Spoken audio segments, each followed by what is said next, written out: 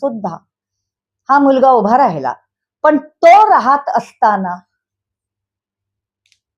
त्याच्या मनाला 100% मजबूती देणारे घटक त्याच्याकडे राहिले नाहीत. त्याचं मन कमजोर झालं आणि मन कमकुवत झाल्यामुळे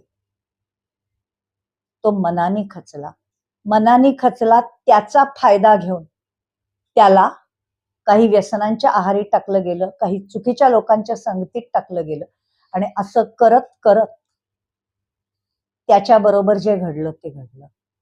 पण हेच जर का त्या वेळेला म्हणजे योग्य वेळेला प्रॉब्लेम आल्या आल्या मनाला कसं सांभाळायचं आणि मन मजबूत ठेवून प्रश्न कसे हाताळायचे याचं जर योग्य प्रशिक्षण त्यावेळेला त्याच्याकडे असतं ना, तर आज सुशांत सिंग आपल्यामध्ये असता.